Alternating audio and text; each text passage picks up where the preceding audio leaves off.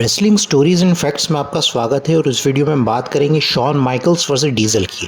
WWE के new generation era के दो सबसे पॉपुलर स्टार्स कैसे बने दोस्त से एक दूसरे के राइवल और कैसे संभाला इन्होंने पूरे WWE को। जानने के लिए वीडियो में शुरू से लेकर अंत तक बने रहिएगा।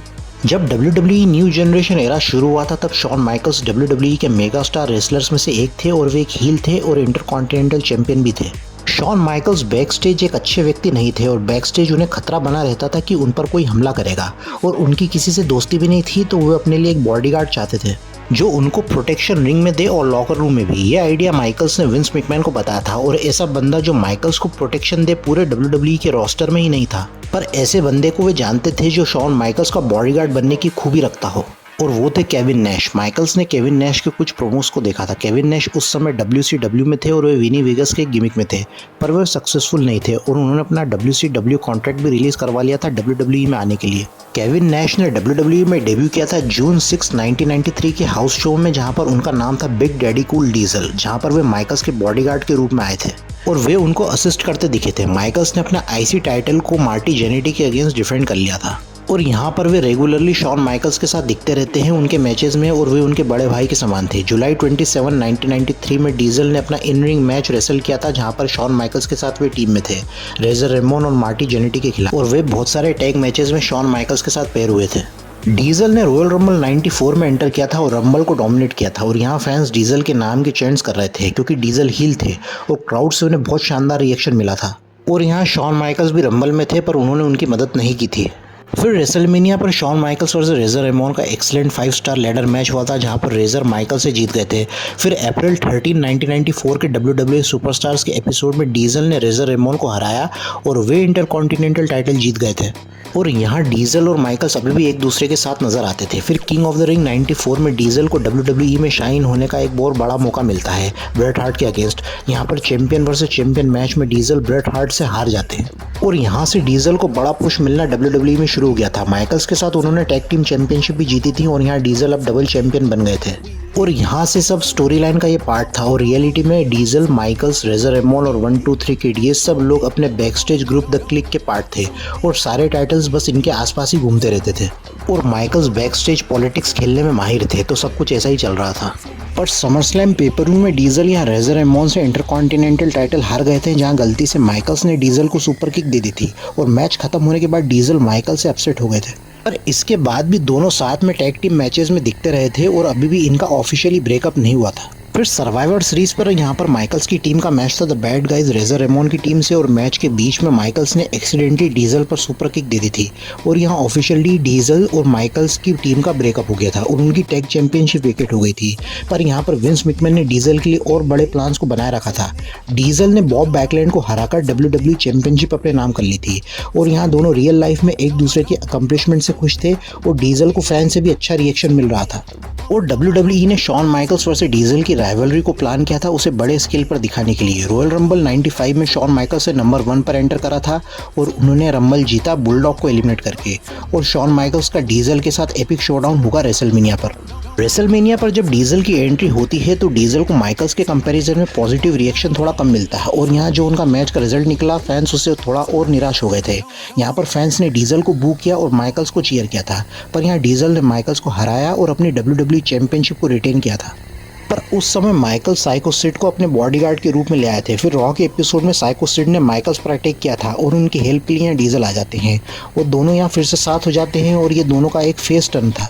फिर इसके बाद डीजल का फ्यूड यहाँ सिड के साथ चला था और बैक स्टेज क्लिक का राज पूरे WWE पर चलने लगा था और नए नए आए ट्रिपल एच ने भी इनके ग्रुप को ज्वाइन कर लिया था। फिर इन योर हाउस 3 पर डीजल और माइकल्स फिर से टैग चैंपियंस बन जाते हैं और यहाँ से अपने आप को ये बुलाने लग जाते हैं टू डूड्स विद एटीट्यूड, और लॉकर रूम इनसे पूरी तरह हेट करने लगा था क्योंकि इन दोनों ने अपने नाम WWE के सारे गोल्ड्स अपने पास रख लिए थे। पर सर्वाइवर सीरीज में ब्रेट हार्ट ने डीजल को हराकर उनसे टाइटल अपने नाम कर लिया था और डीजल ने अपने पास WWE चैंपियनशिप को काफी लंबे समय तक रखा था और यहाँ से वे अब अपने हील टैक्टिक्स को दिखाने लगे थे। फिर रॉयल रंबल 96 भी माइकल्स जीत जाते हैं लास्ट में डीजल को ही एलिमिनेट करके और यहाँ से वे फिर से हेडलाइन करेंगे रेसलमेनिया को। डीजल यहाँ पर अब विंस मैकमैन से ज़्यादा पैसों की मांग करने लग जाते हैं, पर विंस यहाँ खाली डीजल के लिए अपनी पॉलिसीज़ को वायलेट नहीं करना चाहते थे। फिर डीजल यहाँ पर WCW के ऑफर पर राज़ी हो जाते हैं क्योंकि वे अपनी फैमिली के फ्यूचर को सिक्योर करना चाहते थे। डीजल और रेजर रेमोन यहाँ अब WCW जाने के लिए तैयार हो जाते हैं। शॉन माइकल्स यहाँ अपने दो दोस्तों को खोने से नाखुश हो गए थे WWE में, क्योंकि उनके कंपनी से जाने के बाद माइकल्स WWE में अकेले पड़ जाएंगे। डीजल रेसलमेनिया पर अंडरटेकर से हार गए थे। फिर इसके बाद डीजल कम्प्लीटली हील हो गए थे और अपने फ्रेंड शॉन माइकल्स पर डीजल टर्न हो गए थे एक हाउस शो में, और उन्होंने अपने दोस्त माइकल्स को चैलेंज किया था WWE चैंपियनशिप के लिए in your house good friends better enemies में। माइकल्स ने भी अपनी चैंपियनशिप जीती थी ब्रेट हार्ट से रेसलमेनिया में, और good friends better enemies paper-view में इनका मैच सेट हो जाता है जो होता है नो होल्ड्स बार्ड मैच, जो डीजल का WWE के करियर का one of the greatest matches में से आता है, जो पूरे 27 मिनट तक चला था और माइकल्स ने डीजल को हराया था। फिर इसके बाद May 19 के हाउस शो में डीजल ने अपने WWE के फर्स्ट रन का आखिरी मैच रेसल किया था, जो एक हाउस शो इवेंट में मेडिसन स्क्वायर गार्डन में हुआ था, जहां पर वे कंट्रोवर्शियल इंसिडेंट कर्टन कॉल में इन्वॉल्व हो गए थे, जिसका वीडियो भी मेरे चैनल पर अवेलेबल है, आप उसे देख सकते हैं। फिर इसके बाद Diesel, Kevin Nash, Scott Hall, Razor Ramon WCW चले गए थे, जहां पर उन्होंने मिलकर NWO फॉर्म किया था, और मंडे नाइट वॉर्स में WCW ने 83 कंसेक्यूटिव वीक्स तक WWE को रेटिंग्स में हराया था। 2001 तक WCW खत्म हो गई थी और विंस मैकमैन ने WCW को खरीद लिया था, और इन्वेजन एंगल WWE में उस समय इंट्रोड्यूस हुआ था, पर WCW के मेजर स्टार्स WWE में नहीं आए थे क्योंकि वे टाइम वार्नर के कॉन्ट्रैक्ट में थे।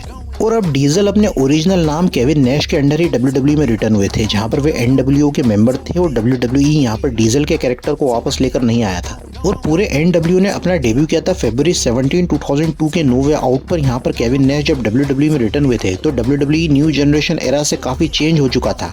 अब Steve Austin, triple H, rock company के ऐसे मेगा स्टार्स हो चुके थे कि उनके आगे केविन नैश के अचीवमेंट्स फीके लगने लगे थे। और फिर शॉन माइकल्स ने भी अपना रिटर्न किया था जून 3, 2002 के रॉ के एपिसोड में, जहाँ पर वे NWO की टी शर्ट में दिखे थे। माइकल्स खाली सिर्फ एक लौते NWO के मेंबर थे जिसने WCW में काम नहीं किया था। फिर इसके बाद WWE ने NWO को ही बैन कर दिया था क्योंकि केविन नैश को 2 बार इंजरी का सामना करना पड़ा था। फिर इसके बाद केविन नैश 9 महीनों के बाद WWE में रिटर्न हुए थे।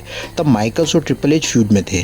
नैश अपने फ्रेंड्स को सही रास्ता दिखाने की कोशिश करते हैं और वे उनमें सुलह कराने की कोशिश करते दिखते हैं, पर ऐसा नहीं हो पाता है। नैश यहाँ ट्रिपल एच के साथ फ्यूड में आ जाते हैं। फिर माइकल्स और नैश साथ हो जाते हैं, जहाँ पर बैकलैश पेपर-व्यू में इनका 6 मैन टैग मैच होता है और ट्रिपल एच की टीम यहाँ पर जीत जाती है। फिर बैड ब्लड पेपर-व्यू में भी नैश और ट्रिपल एच का वर्ल्ड हेवीवेट टाइटल मैच होता है, जिसमें ट्रिपल एच केविन नैश को हरा देते हैं हेल इन अ सेल मैच में। और समर स्लैम पेपर-व्यू में केविन नैश ने अपना आखिरी मैच एलिमिनेशन चेंबर में रेसल करा था जेरिको, गोल्डबर्ग, शॉन माइकल्स और ट्रिपल एच के खिलाफ। यहाँ पर केविन नैश इसके बाद TNA चले गए थे। इसके बाद भी वे WWE में अपीयर होते रहे थे और वे करंटली लेजेंड्स कॉन्ट्रैक्ट में आते हैं। शॉन माइकल्स का फर्स्ट WWE रन बहुत अच्छा था और उनका सेकंड रन WWE में और भी शानदार रहा है, जहां पर वे ऑलमोस्ट जिसके साथ भी फ्यूड में दिखे हैं उन्होंने हमेशा से ही सारे मैच क्लासिक डिलीवर किए हैं। और केविन नैश और शॉन माइकल्स की फ्रेंडशिप और राइवलरी बहुत खास है। इनका फ्यूड कोई ग्रेटेस्ट ऑफ ऑल टाइम तो नहीं है, पर greatest story telling of all time जरूर रहा है। दोनों रेसलिंग स्टार्स ने अपना एक लेजेंडरी स्टेटस WWE में हासिल किया है।